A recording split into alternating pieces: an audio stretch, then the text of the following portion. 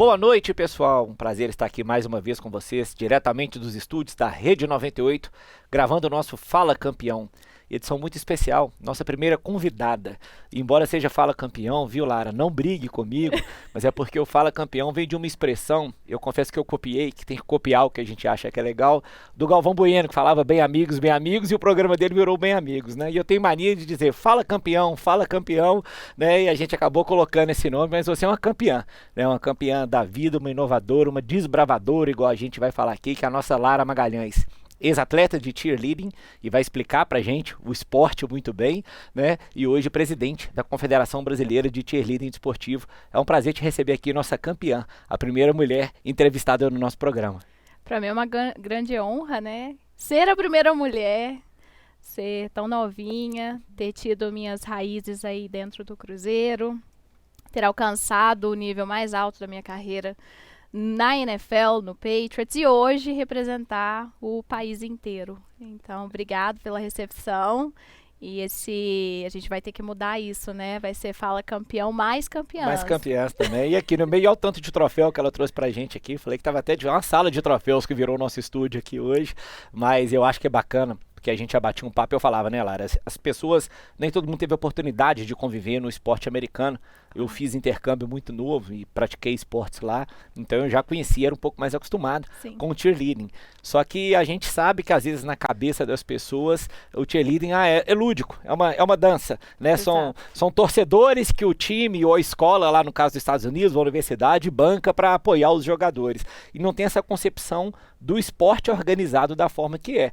Então eu queria que você explicasse pra gente primeiro um pouco sobre o cheerleading, sobre, né, o surgimento, esse berço americano que todo mundo sabe que é, né? Mas como que veio essa trajetória do cheerleading se transformar em um esporte consolidado? Bom, se a gente for olhar lá atrás, quando o cheer começou, né, a gente está tentando fazer com que fique mais fácil para as pessoas no Brasil falarem a expressão esporte de cheer. Então a gente pode usar esporte de cheer ao invés de cheerleading, fica muito grande, né? Mas realmente começou com um grupo de amigos homens que iam para o campo torcer para os amigos durante partidas de futebol americano. Então, a raiz do cheerleading, ela sempre foi no campo. E no né? futebol americano, especificamente. E no futebol americano, hoje especificamente. Tá em basquete, tá em tudo, né? Então, foi evoluindo, foi sendo criadas várias regras, vários campeonatos.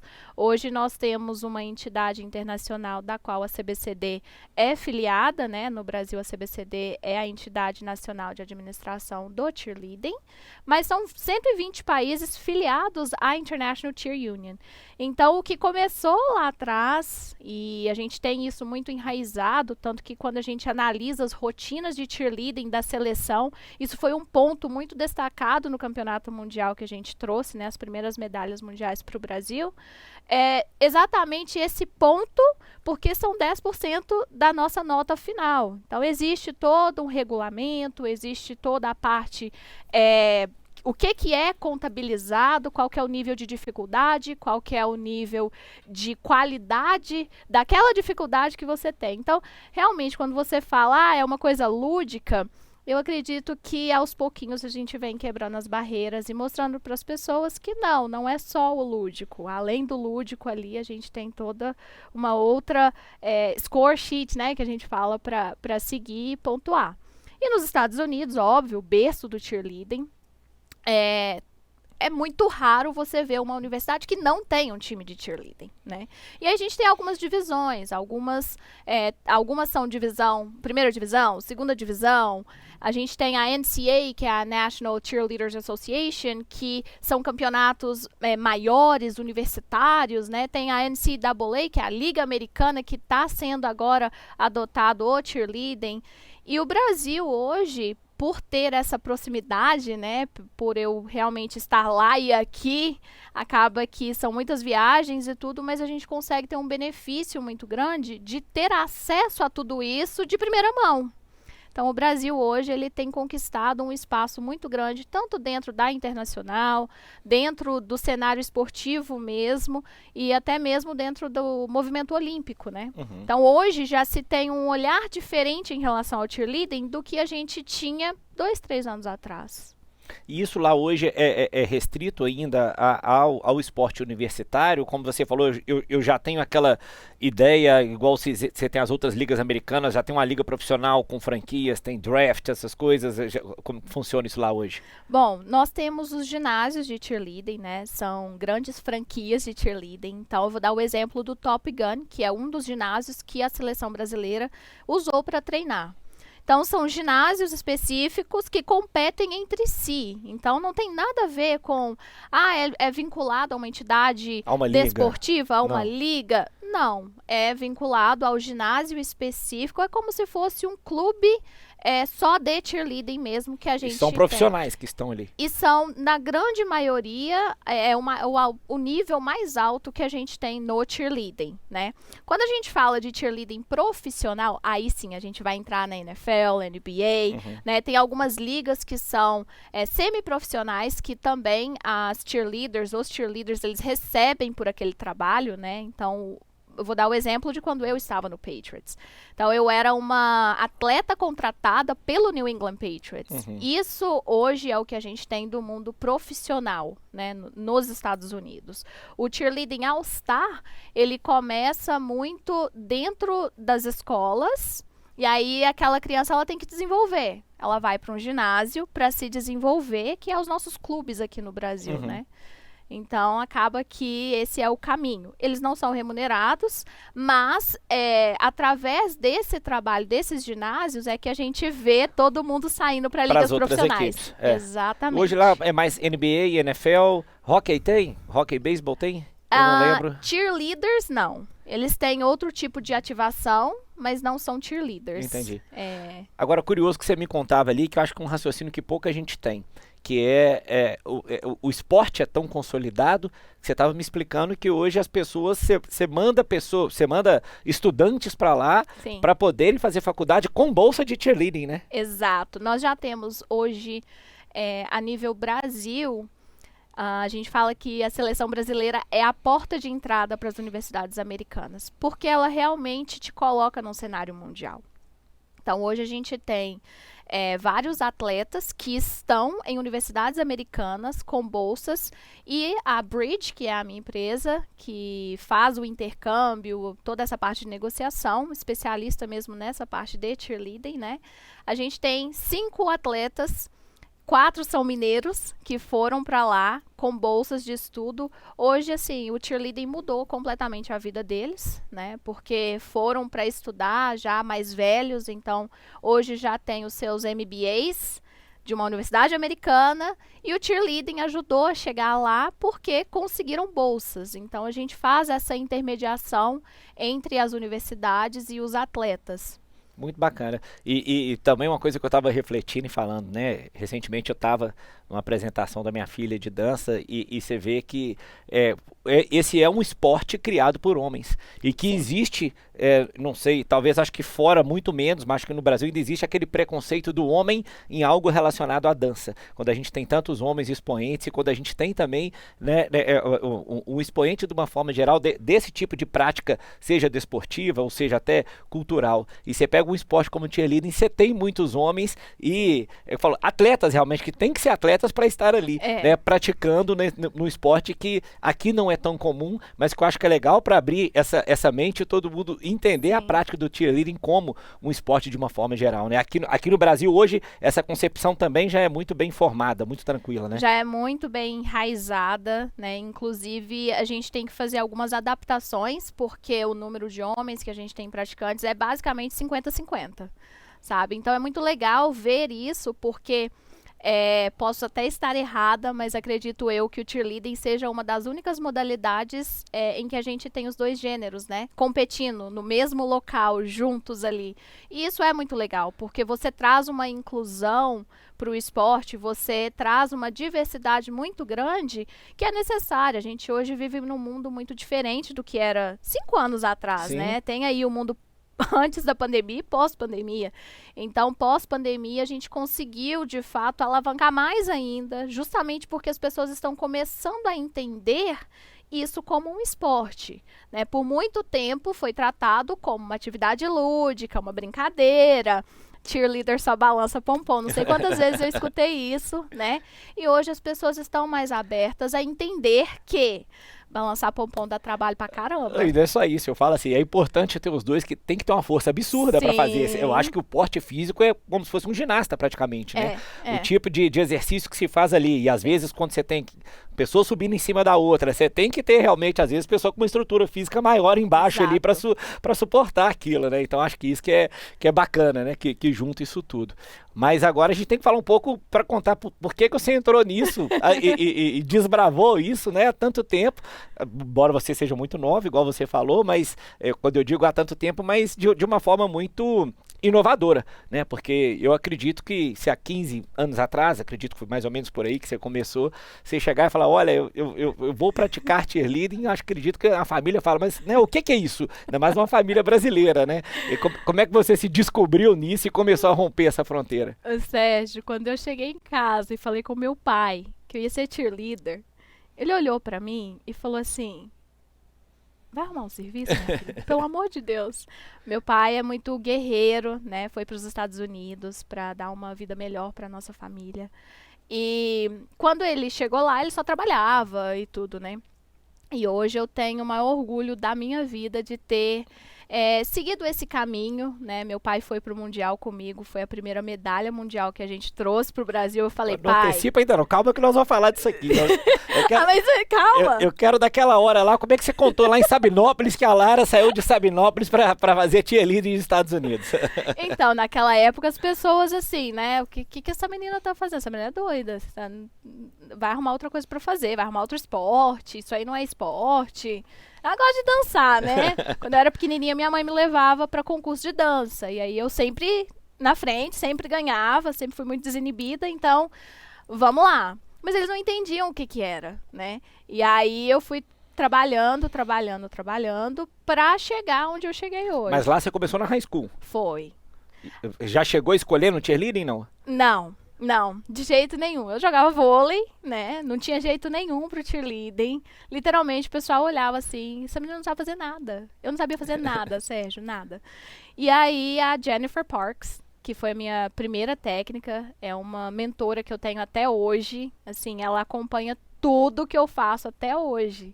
Eu tinha 15 anos de idade, então são quase 20 anos que ela já me acompanha. E aí, ela me ensinou tudo. Então, ela, literalmente, como meus pais trabalhavam muito, ela me levava pra casa dela. Aí eu tinha o cheerleading na escola e o cheerleading na casa dela. E ela era fanática pelo Patriots. Então, juntou tudo ali. Ela que te influenciou? Foi. 100% ela que me influenciou. Já em Boston, isso? Já em Cape Cod. Que é pertinho de Boston. Exato. E aí você passou pela high school, e aí na high school inteira, praticou até se graduar lá. Foi. E volta pro Brasil?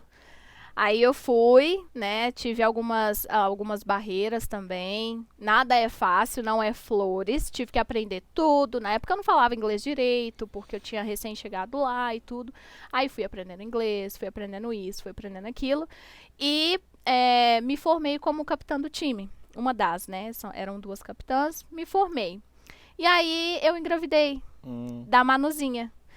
Aí eu precisei parar um pouco com o cheer, né, pra cuidar dela.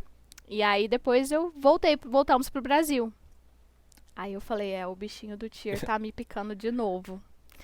Aí eu retomei, quando eu voltei, ela já tava mais grandinha, ela já tinha 3 para 4, 5 anos ali. Aí é que eu retomei. E aí retomando aqui no Brasil já.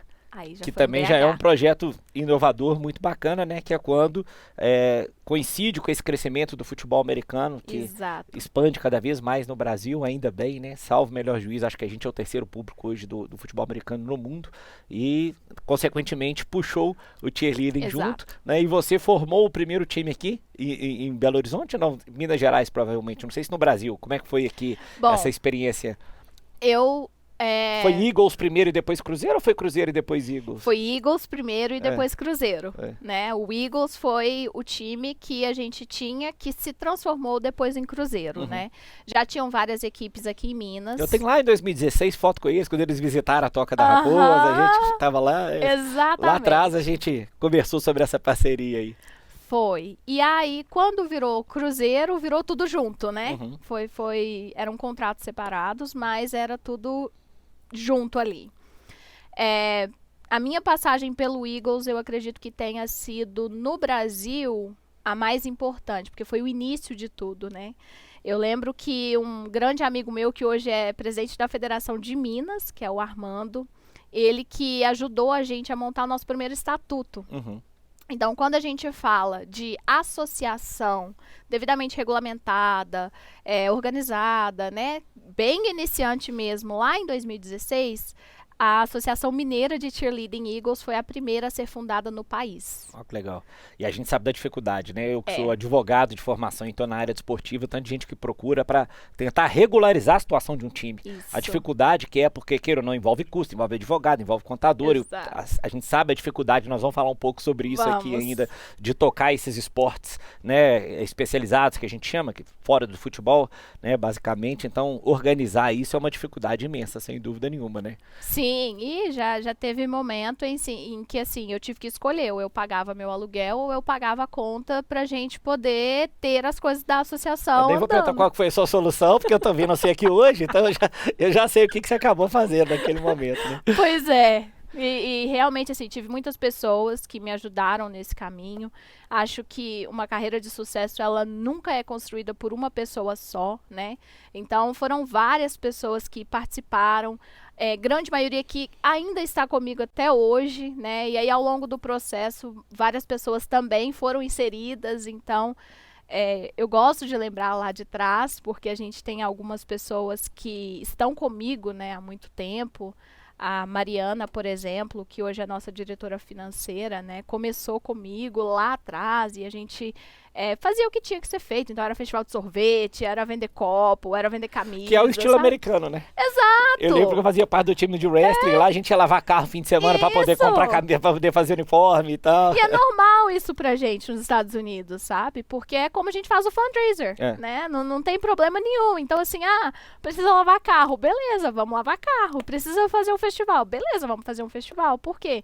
O propósito que a gente tem ali, né, a missão, hoje pra mim, se você me perguntar, Lara, o que você quer com o cheerleading? Hoje eu quero que as pessoas tenham acesso àquilo que eu tive, né, porque isso realmente mudou a minha vida. Então, para mim, hoje, é uma missão de vida, né? Replicar aquilo que a Jen fez comigo lá atrás. E quando eu falo isso para ela, ela, assim, chora. Só que de forma mais difícil, né? Porque ela fez isso para você num país em que isso era super tradicional. Você fez isso de uma forma que ninguém sabia o que era, né? E acho que a partir dessa experiência aí também, aí você tem que contar, acho que o grande salto da sua vida, né? Que eu acho, até por reconhecimento. Você se propôs a fazer uma coisa, abraçou e acredito que atingiu o ápice da sua carreira, que foi quando você consegue voltar para os Estados Unidos e entrar para a equipe oficial de cheerleading do New England Patriots, que é uma grande equipe, e numa época que o time ainda estava muito bem. Sim. Infelizmente, que você já me presenteou com uma camisa, hoje não está tão bem quanto estava lá atrás. Mas como que você acreditou nesse processo e passou por isso? Até para o pessoal entender, eu tenho certeza que muita gente que vê quer chegar lá como você chegou. Exato. O que você fez nesse caminho para atingir esse ápice? Olha, primeiro, o trabalho que eu desenvolvi no Cruzeiro me ajudou muito com a questão de visibilidade. Você não entra num clube do tamanho do Cruzeiro se você não tem pelo menos um pouco de competência para fazer alguma coisa. E eu fiquei no Cruzeiro 2 anos, né? Então a minha história foi de BH Eagles para Cruzeiro. E foi quando eu mandei um e-mail para Tracy, que era a diretora, que infelizmente veio a falecer, né? Mas eu queria aprender como o Patriots trabalhava para que eu pudesse melhorar os nossos processos no Cruzeiro. Ou seja, na cara de pau. Na cara de pau. Eu vou mandar um e-mail. Mas é ótimo saber disso, né? É para encorajar as pessoas. Sim. Muita gente acha que é só com indicação, com esquema e tal, né? Então, não é bom frisar isso. que foi na cara de pau. Não, primeiro foi na cara de pau e depois foi na raça. Por quê? Porque eu fui, aí ela me convidou. Por que você não faz seletiva e venha fazer parte do nosso time? Aí eu tomei aquele susto, assim, né? Primeiro que eu não esperava que ela me respondesse. Segundo que, assim, minha vida estava ótima no Cruzeiro, eu estava, né, fazendo tudo, estava encaminhando o Cruzeiro para o Campeonato Mundial e estava tudo correndo bem. Várias coisas aconteceram e eu acho que é a propósito de Deus mesmo. E acabou que eu liguei pra minha mãe mora nos Estados Unidos também, né? E falei com ela assim, mãe, eu recebi um e-mail do Patriots. Tô comprando sua passagem agora. Aí, assim, foi lágrimas e lágrimas e lágrimas, porque eu não sabia. Aí eu comecei a treinar. Porque, como eu já estava num cargo de coordenação no Cruzeiro, eu não tinha a mesma vida de treinos e tudo de um atleta. Então, eu não estava em forma. Aí comecei a treinar. Beleza. Chego nos Estados Unidos, vou fazer a seletiva, passo pra final. Eu não sabia nem o que eu fazia. E dá uma ordem de grandeza. Eram quantas pessoas disputando quantas vagas? Você Vamos lá. São milhares de pessoas que fazem a aplicação. É um vestibular. 300 passam da primeira etapa, né? Que é a seleção lá Análise de currículo. curricular e tal. Isso. 100 vai pra semifinal. E 80 vai pra final. Vamos pra final. Aí eu tô lá assim, né? Meu Deus. Já bati na trave no primeiro ano. Aí eu fui, bati na trave, não passei no primeiro ano. Então não é por indicação. Você tem que fazer o que tem que ser feito. Eu falei, vou tocar minha vida. Mas só que não, né? Aí eu fui, segundo ano. Falei, agora eu vou treinar mais e tudo. Aí eu já estava morando nos Estados Unidos, né? Aí eu já tive todo o suporte de treinamento modelo Patriots. Que isso faz total diferença. Total diferença.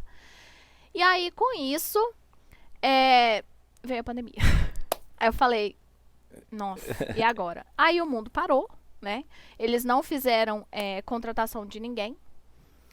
Ficaram só as meninas que já estavam, porque mesmo você estando no time, todo ano você tem que fazer seletiva novamente. Ah, é? Eu achei que você tinha contratos mais longos, tipo jogador e tal. Não. Todo ano você tem certos privilégios. Entendi, por já estar lá dentro. Por já estar lá dentro. Mas você tem um máximo de 4 anos que você pode ficar no time. Entendi. Então, além disso, você não pode ficar mais. E são quantas pessoas no time? 33. Então, de milhares para 300, para 100, para 80, para 60, para 33. É literalmente isso. E aí, veio a pandemia, subiu a lista, porque você só sabe se você entrou pro time ou não quando sobe a lista no site. Aí você fica lá, F5, até subir a lista. Deu no outro dia, eu falei, não, eu não aceito não entrar nesse time. Virou pra mim um desafio, né? E aí eu fui e falei, agora vai. E comecei a estudar, comer livro de Patriots, estudar a história do time. Tudo que você me perguntasse. Hoje eu já tô um pouquinho mais enferrujada, já fazem 2 anos. Você sabia? Mas assim, de trás pra frente, de cima pra baixo, por quê? Pra você representar não só o Patriots, mas para você representar uma entidade esportiva, você tem que entender da história, né? Não é tão simples você virar e vou fazer parte disso aqui. Não, você tem que entender a história, quais são os principais personagens, o que tem, assim, por exemplo, no Gillette Stadium, né? A gente tem Hall of Fame de um lado, tem todo o Patriot Place, que é basicamente um shopping ali, é uma cidade, né? Cada restaurante que tem ali, cada entrada, cada rampa, que dentro do processo seletivo você vai subir aquelas rampas correndo e tem que descer e você é avaliado nisso também, né? Então, eu fui aprendendo e fui me sentindo em casa. Então, quando chegou 2021, eu falei, esse ano é meu. Eu fui a primeira a entrar para a seletiva. E já era assim, eu já estava tão acostumada com o processo que eu fui crescendo nesse processo, sabe? E por isso que muitas coisas deste processo, eu incorporei ele na seleção brasileira. Porque realmente me transformaram enquanto pessoa, né? Eu consegui entender melhor como funciona tudo e onde que cada coisa se encaixa. E foi a primeira brasileira. Da história do Patriots. Da história do Patriots. E até então única.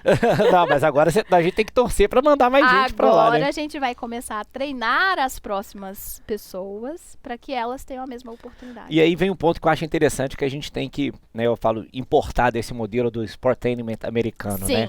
Tal qual os mascotes. Eu falo isso que a gente, né, vivi muito isso no futebol, o pessoal achava, pega a roupa do Raposão e joga aí em qualquer pessoa e eles vão colocar, fala, não, gente, existe um estudo para isso. A hora que você pega os salários dos mascotes da NBA, um negócio assim, o mascote lá ganha mais que muito jogador da Série A aqui no Brasil de futebol. Sim. Né? E da mesma forma é o que a gente falou, você está falando de um esporte dentro do New England Patriots. Exato. Quando você forma aquele time, é contrato, um ano de salário, negócio, o seu era um desafio, você não tinha esse objetivo, mas provavelmente você tem colegas que vivem disso. Sim. Se no ano seguinte elas não estão no Patriots, elas tentam outro time, vão tentar outra coisa, porque é a profissão, né? Exatamente. Eu tenho várias amigas que, até entre ligas, né? Porque a gente tem a NFL, que é muito grande, e tem a NBA, que é gigantesca também.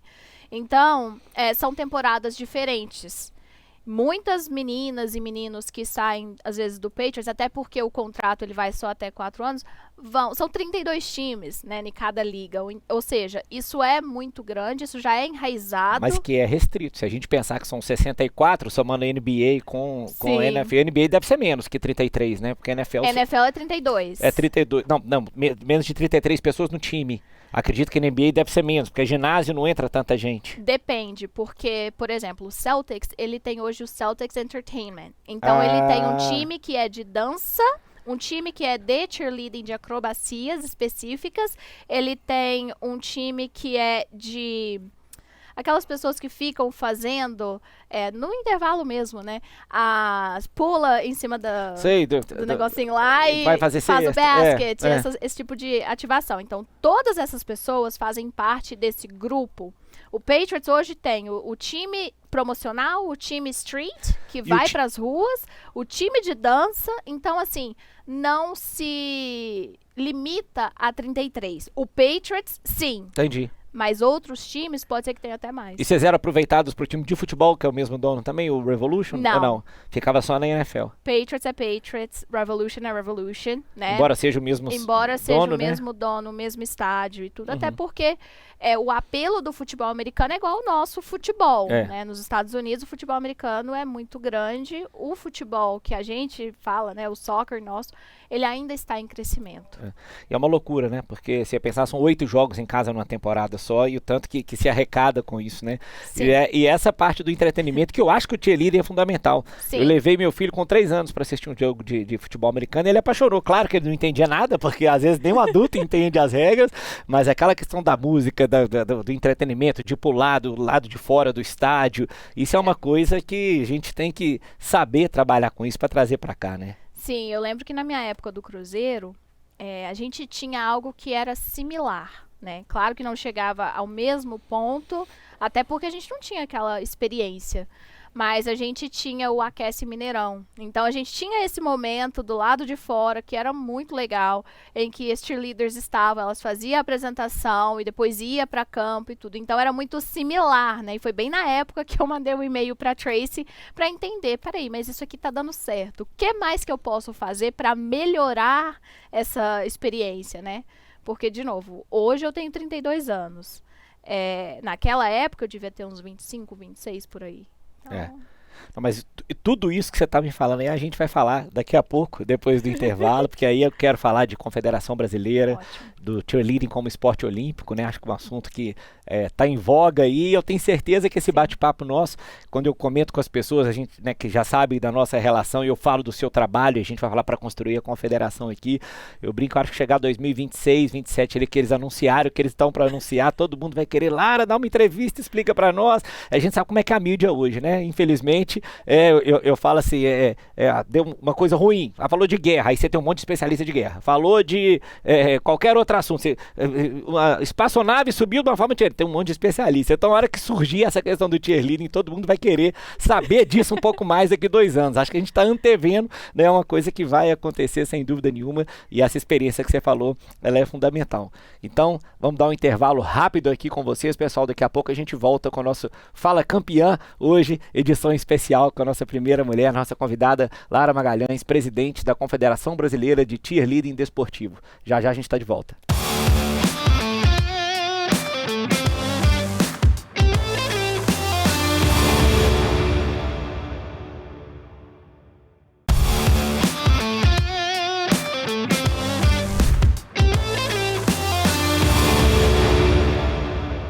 Fala galera, estamos aqui de volta no nosso Fala Campeã de hoje com a nossa Lara Magalhães.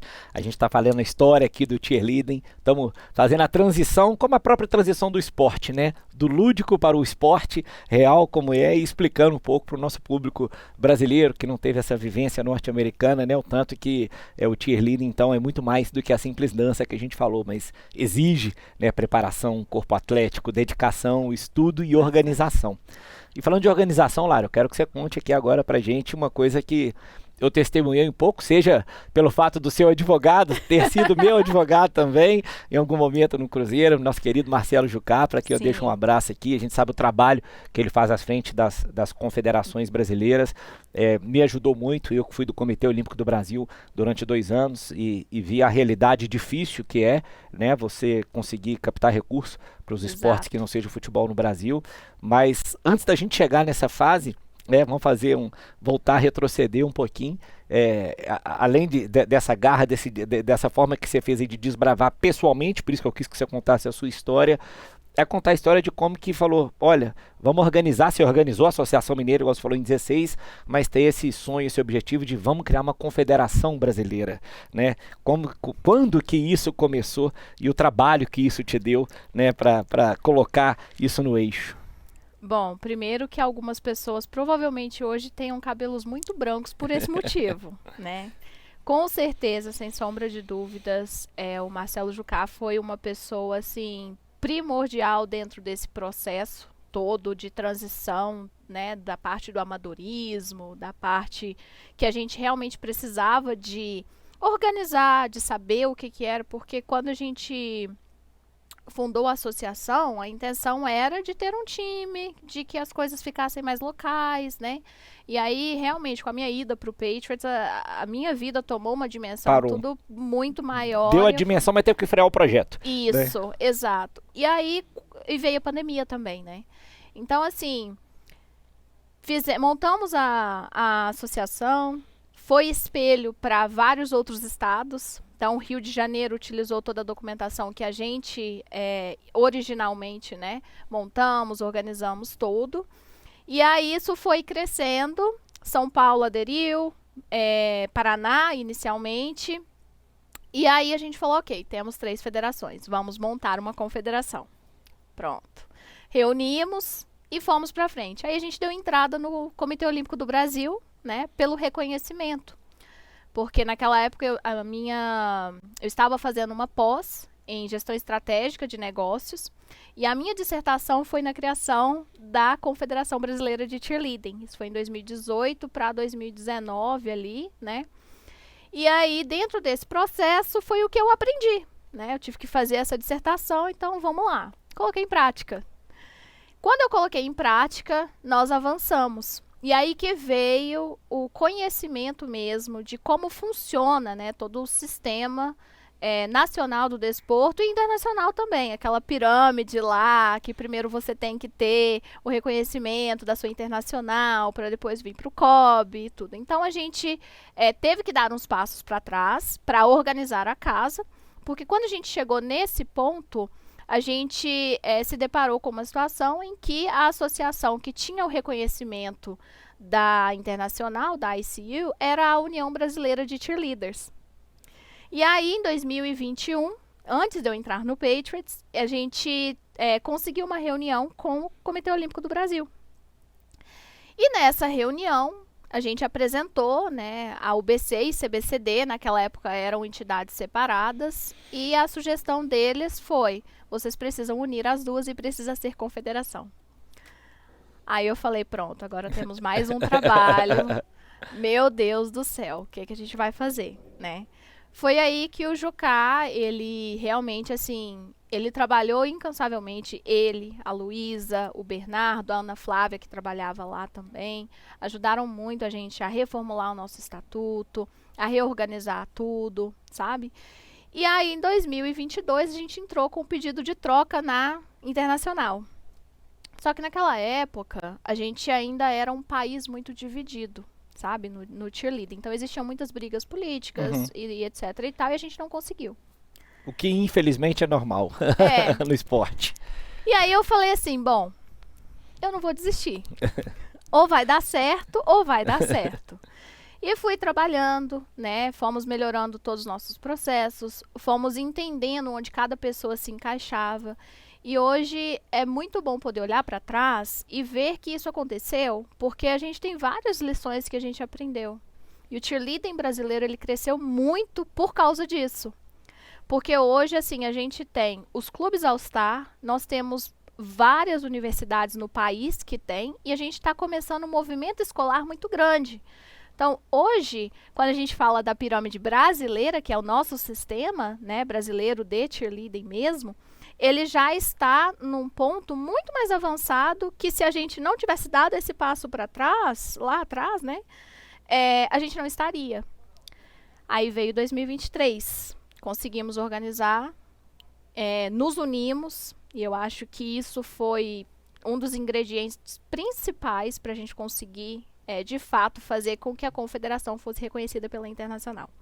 Então, hoje, a CBCD, ela é a Entidade Nacional de Administração do Desporto, do Cheerleading, filiada à CBCD, filiada à ICU, né? E dentro dela a gente tem CBCD Academy, que é o nosso braço educacional, temos os nossos campeonatos e temos seleção brasileira.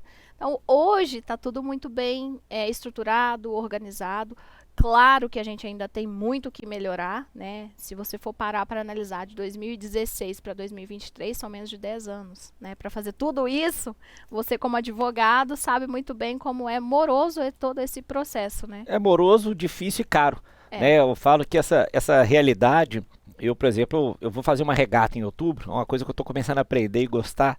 E aqui do ladinho de Belo Horizonte, em Lagoa Santa, tem a Federação Mineira de Vela. Sim. Então a gente conversa, leva as dificuldades, vai fazer uma regata lá, você junta 4, 5 barcos, não consegue dinheiro, quer dizer, o próprio pessoal que está lá tentando ajudar. Isso. E olha que nós estamos falando de um esporte que o Brasil é medalhista olímpico, né? E até que o nosso Fala Campeão já teve o prazer de entrevistar o Lars Grael também, que é um dos nossos maiores ícones da história, e falar sobre isso. Então eu imagino um esporte novo. E para quem não entende... quando você fala dessa importância da Confederação Brasileira, do reconhecimento pela União Internacional, é porque o que a gente disse que daqui a pouco a gente espera que dê certo, é porque a União Internacional, um dos processos para o esporte virar olímpico, é a Assembleia Geral do Comitê Olímpico Internacional reconhecer essa federação, ou essa confederação, essa união, como se chama, do cheerleading internacional. E o cheerleading... e o kickboxing também, dentre outros, são 6 modalidades, salvo engano, que o Conselho Executivo, recentemente, do COI, pediu que a Assembleia Geral do COI reconheçam como entidades internacionais. E isso sendo feito, o passo seguinte é se tornar uma modalidade olímpica. Exato. Que a nossa expectativa para o cheerleading é que isso ocorra para Los Angeles em 2028, já que os Estados Unidos é o berço, né, do cheerleading. Então, acho que seria um reconhecimento muito bacana. E aí, quer dizer, se não é um caminho igual esse que você trilha, o cheerleading podia ser um esporte olímpico, mas o Brasil não tem time lá. Né? Exatamente. Então, é uma coisa que eu acho que as pessoas não entendem ainda, quando a gente vem discutir, por que eu fiz confederação, para que isso, briga política? Não, é em nome do país. Exatamente. Né? Eu acho que é diferente, né, quando você, de fato, entregue essa missão, sabe? E eu realmente acho que quando a Jen me viu lá atrás, aquela menina que não falava inglês e tudo, que veio do interior, que não tinha noção de nada, não era só para ser a capitã do time. Não era só para isso. E ela falava isso comigo. Ela fala até hoje, né? Assim, quando eu olho para você, eu consigo enxergar um país inteiro que eu nunca fui lá, né? E aí, quantas oportunidades hoje a gente traz para as pessoas aqui no Brasil através do trabalho que está sendo feito pela Confederação, sabe? Hoje a gente tem 3 seleções que já estão montadas, né? Mais uma que está sendo reorganizada, porque é a questão de serem juniores, então eles saem da faixa etária de 18 anos, eles não podem competir mais como juniores. Então a gente está na fase de reprogramação da nossa equipe juniores, mas hoje a gente já tem uma equipe youth que é de 12 anos. E você trouxe o americano, né? Ele está aqui ainda? Você me apresentou uma vez. A gente trouxe o Vontae Johnson. Vontae Johnson é talvez um dos maiores nomes do cheerleading mundial, né? Ele é técnico da Trinity Valley, faculdade.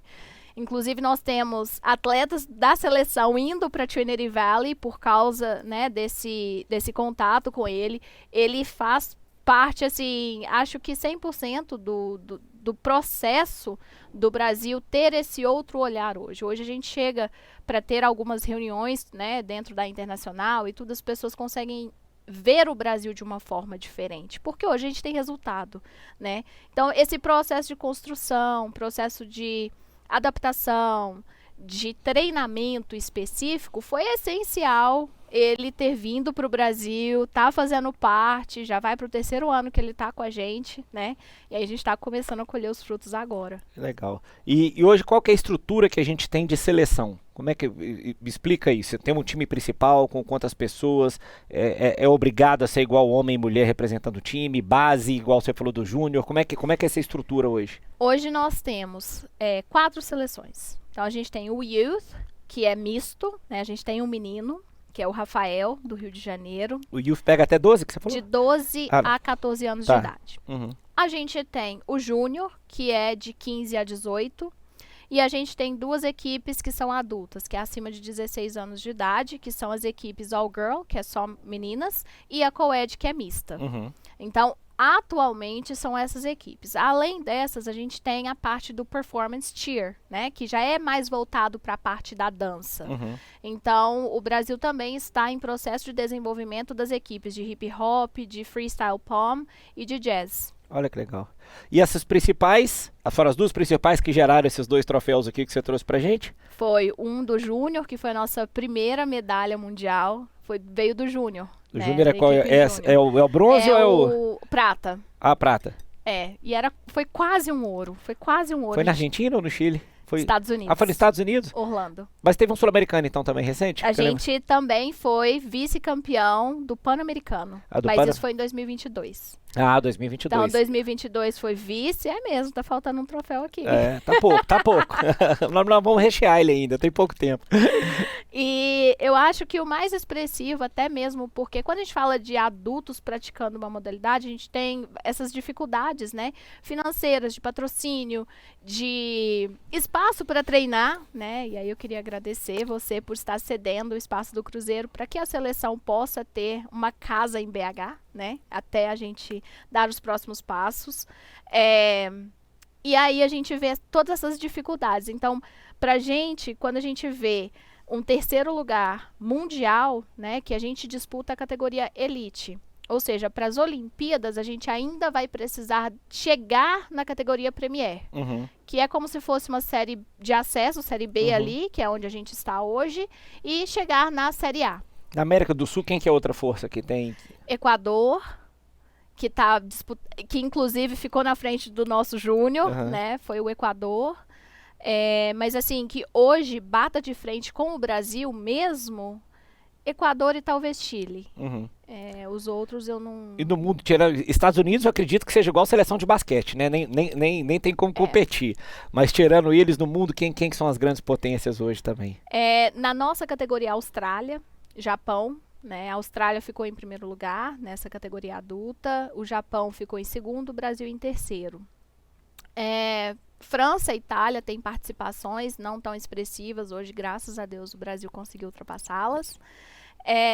Mas quando a gente fala assim do Premier, né, a gente está falando do nível mais alto do cheerleading no mundo mesmo, seria Canadá, Estados Unidos. A gente tem uma participação boa da Alemanha também, né?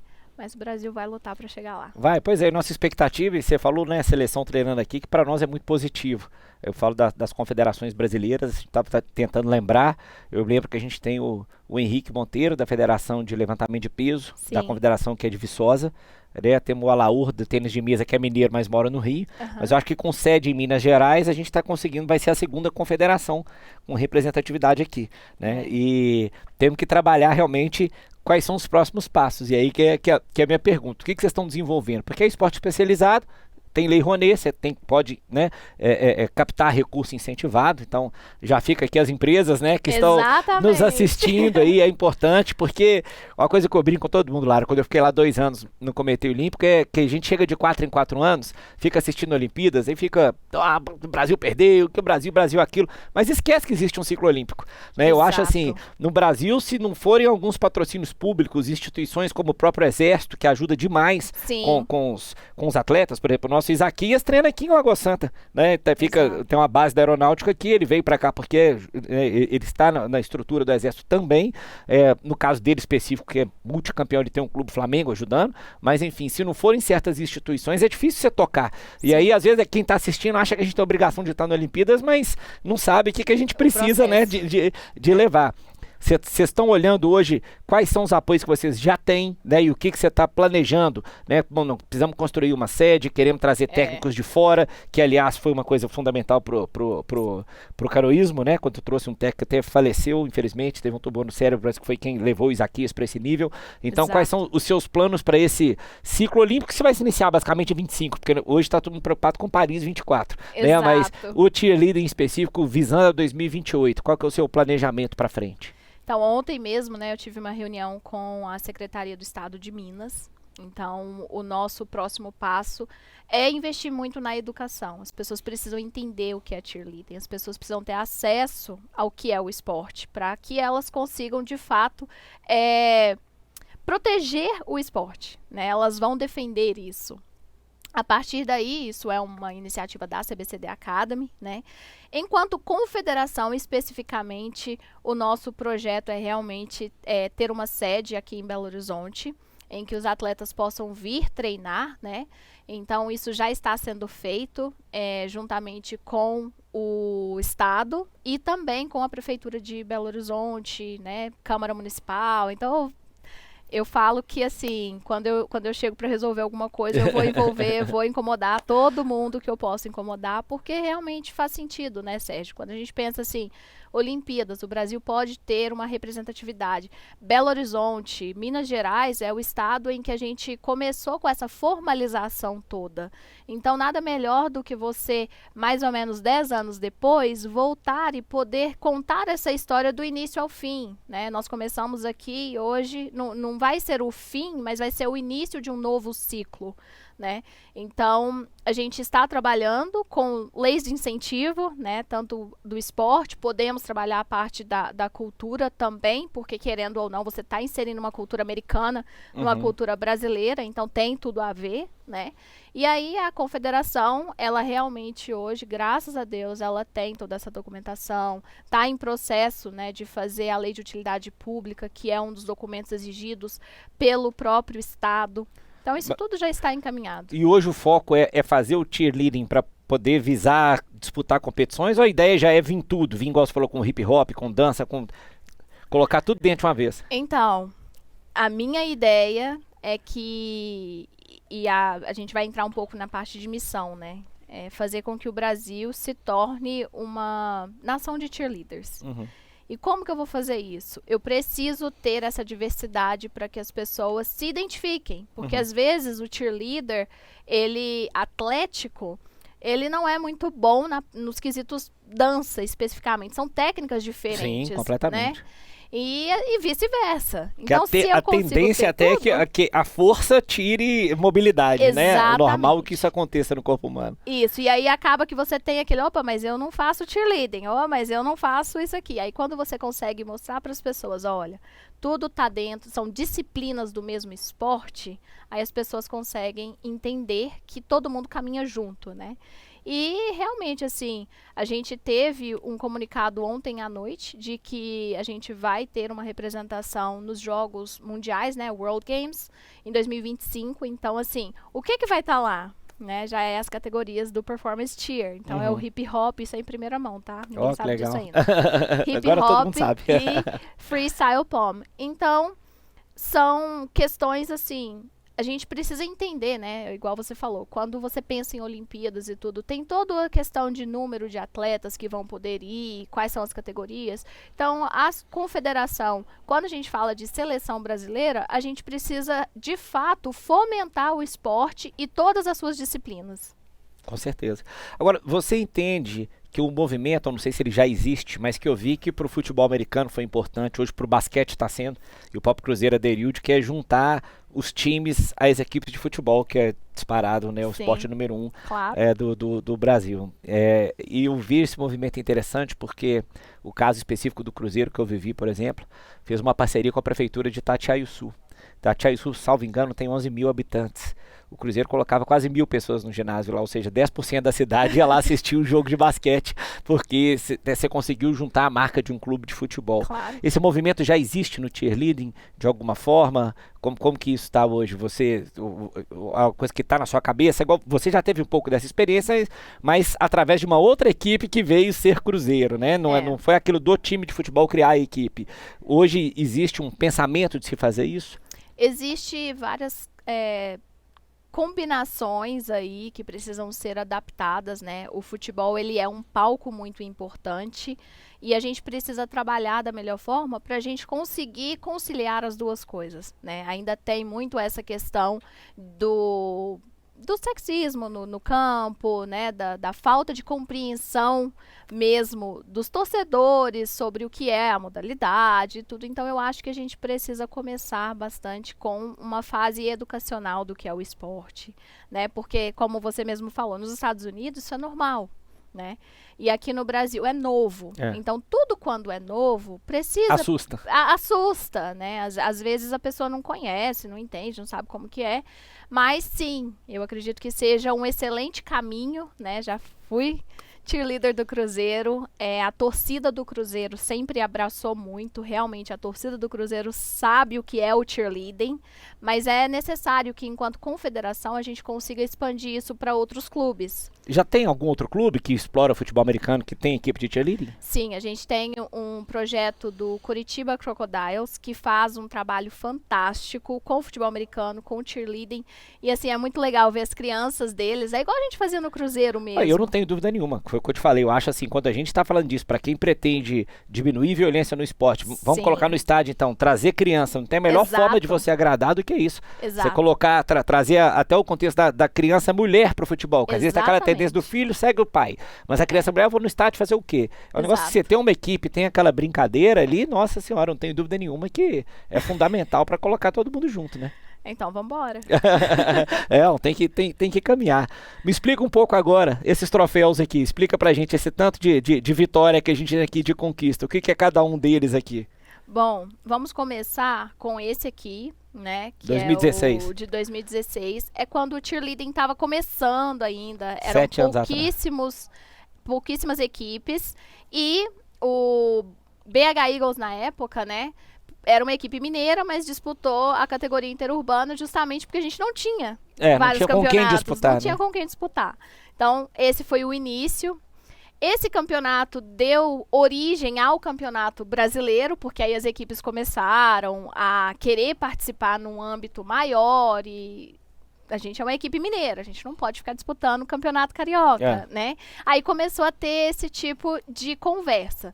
E aí nasceu o Campeonato Brasileiro, que hoje também é no Rio de Janeiro, que é esse aqui. Em 2018 nós competimos.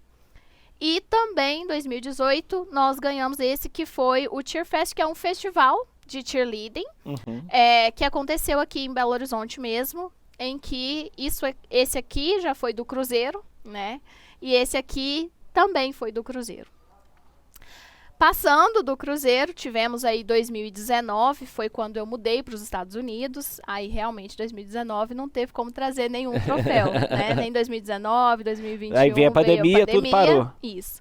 E aí veio agora os da seleção, que são o Coed Elite, o 3º lugar, né? E a prata do nosso Júnior. Então esses são de 2023, que estamos no caminho aí agora. E oficialmente eu tô lendo aqui, então toda competição tem o All Girls e tem o misto também. E tem o Coed. E o misto necessariamente é meio a meio? Não. Se tiver um homem já é considerado misto. Se tiver um homem, de 1 até 5 homens é considerado uma equipe mista pequena. Se você tem de 6 a 16, aí a gente já tem uma equipe grande mista. E são quantas pessoas? De 10 a 30. De 10 a 30? Mas aí, o que tem 15 compete com o que tem 30? Não, existe Depende do campeonato. Então, vamos supor, tem 3 equipes que são grandes ou equipes que são pequenas. Aí você vai colocar uma para competir contra a outra. Caso não tenha 3 equipes, aí uma vai competir, a pequena vai competir contra a grande. Ah, nós temos que estudar esse livro de regra aí depois. Todo mundo tem que estar por dentro do cheerleading, porque daqui a pouco é esporte olímpico, a gente vai querer assistir, né? Vai cobrar medalha, nós vamos te cobrar isso daqui a pouco. Tô ligada. E me conta que hoje, quais federações estão estruturadas? Você falou Mineira, Paranaense, Carioca, Paulista? Então, o que a gente fez, né? A gente fez um estudo do que era melhor, qual que era a melhor adaptação para o Brasil naquele momento, quando a gente fez essa atualização do estatuto. E a gente entendeu que 3 estados estavam sendo atendidos. Só que a gente tem polos gigantes, né, do cheerleading em Brasília, por exemplo, no Paraná, ali em Balneário. E acaba que, em Santa Catarina, acaba que a gente não conseguia atender elas por serem estaduais. Uhum. Então, a gente optou por dar segmento em federações regionais para a gente crescer o esporte, né, de forma mais econômica, porque a gente sabe que se a gente tiver 27 entidades, são todos os custos de 27 entidades. Então, a gente viu que não era um modelo que funcionava para a gente inicialmente. Pode ser que daqui a 10 anos, que eu acredito que seja mais ou menos o tempo que leve, para a gente, né, ter esse amadurecimento mesmo em gestão esportiva, a gente consiga chegar em cada estado. Então, hoje você tem uma federação do Sul, uma do Sudeste? Hoje nós temos Federação Centro-Oeste-Norte, Federação Sudeste-Nordeste e Federação Sul. Modelo inteligente, hein? Fica aí o exemplo para outras confederações aí que às vezes não tem necessidade realmente de criar essa estrutura dessa forma, né? E até para regionalizar campeonato, certamente você evita custo e enfim, você até aproxima também, às vezes, um time que não tem tanta estrutura ao lado, pelo que você me falou, o time do Curitiba, que tem um exemplo legal, né, de cheerleading. Você aproxima aqueles para estar mais perto dos que disputam melhor, porque você coloca, às vezes, se é isso, um campeonato que tem uma série A, B, C, você pega o time da C, ele nunca vai evoluir, porque não vai ter estrutura para chegar perto dos outros, né? Então, talvez seja um modelo muito interessante esse de regionalizar. A confederação já recebe recurso Lei Piva? Já consegue ou ainda não? Por enquanto não, porque só pro ano a que gente vem. está naquele processo, né? A gente até já teve um feedback do próprio Departamento Jurídico do Comitê Olímpico do Brasil, em que já nos passaram quais são as atualizações, né? Porque mudou marco regulatório, etc. e tal. Então, todo ano o estatuto tem que ter uma revisão normal. E aí a gente vai correr para que isso aconteça, para que na próxima Assembleia do COB a gente já consiga finalizar esse processo para então dar sequência nos próximos andamentos. Não, é uma loucura, né? Eu igual eu falei, gente que teve a oportunidade de participar de lá, os critérios hoje também do COB para distribuição de recursos são muito rígidos e tem que ser mesmo, tá certo, porque é dinheiro público, né? Mas assim, a gente vê a seriedade com que o COB trabalha hoje, né? E a dificuldade que é. Então não quer dizer também que quando vocês estiverem apto vai receber que vai cair dinheiro no outro dia. Pelo contrário, tem todo um outro processo aí de apresentação de resultados, apresentação de projetos, né? Projeções, metas. Tem o sistema GET lá, que fala que o GET. Gestão, Eficiência e Transparência, sei lá, alguma coisa desse sentido. Já saí tem uns 3, 4 anos, mas eu lembro um pouco ainda de como que funciona. Mas a gente tem que elogiar, eu acho que a gestão do Comitê Olímpico do Brasil, ela é muito eficiente hoje e a gente vê, né, essas oportunidades. Eu convivi lá com, por exemplo, do pessoal de esportes de neve. Olha que loucura, você imaginar você gerir esporte de neve no Brasil, né? E são confederações extremamente bem geridas, que disputam os campeonatos, enfim, que levam o nome do país lá. Acho que esse que é o mais importante, né? A gente ter pessoas como você e eles que fazem isso lá. Que a gente estava brincando aqui, né? Que a gente falou o medo que tem do novo, mas mal sabem as pessoas que a grande maioria que tem medo do novo, elas aproveitam certas coisas hoje que alguém não teve esse medo, né? Então, o ideal era que todo mundo pudesse realmente abraçar esse tipo de projeto, que eu acho que é o que a gente mais precisa hoje para poder evoluir, né? Bom, a gente caminhando por final, Lara, quero que você deixe aí seu recado final, além, obviamente, né, de toda essa lição de vida que a gente viu aqui. Eu acho muito bacana e bonito quando a gente falava de bater esse papo que eu te convidei para bater esse papo, para poder contar a sua história, porque eu sei que não é fácil, seja ela no esporte, seja, e queira ou não, numa realidade, uma mulher tentando desbravar um esporte que não é visto como esporte num país mas que não tem essa cultura, né? Então, eu acho que além dessa lição natural de quem viu esse bate-papo, que você já deixou de ser corajosa, né? E mostrar que o cara de pau é bom, né? Mas é verdade. Quando você fala esse exemplo de, eu bati na porta e vou ficar batendo, mas tem que ter gente assim. Se não tiver gente assim, as coisas não vão evoluir. Então, acho que além desse recado natural que a sua história já conta, eu quero que você deixe algum também, convida o pessoal, os pais, né, que às vezes nem sabem que isso existe, que essa escola está aí hoje. Então é o pai que quer botar o menino dele, o homem dele, para praticar um esporte que seja relacionado à dança. São as crianças que já gostam da dança, do balé, do jazz também, que abram um pouco a mente e vejam que essa parte de lúdica, cultural, possa virar um esporte, possa virar um meio de entrada na faculdade nos Estados Unidos, né? Deixa seu recado para todo mundo aí que está nos assistindo para atingir o seu objetivo. Bom, eu queria primeiro agradecer a Deus, né? Eu acho que sem Deus a gente não estaria aqui. Depois o convite e a abertura de poder falar, né? O que eu estava falando no intervalo aqui.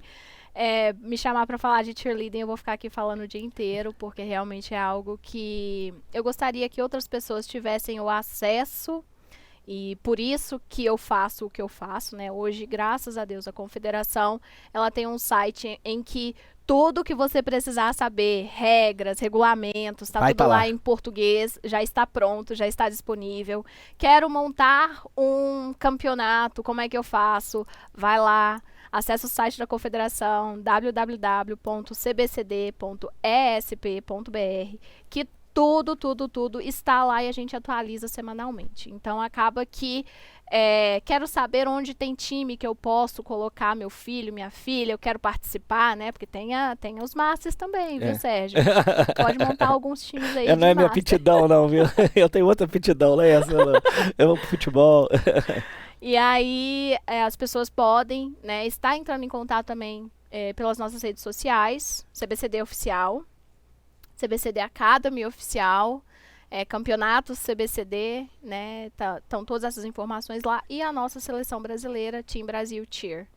Bacana. Então, queria agradecer, né? E realmente incentivar as pessoas a conhecerem, a estarem um pouco mais abertas, entenderem do esporte e praticar, né? Porque com certeza. É um esporte bem legal.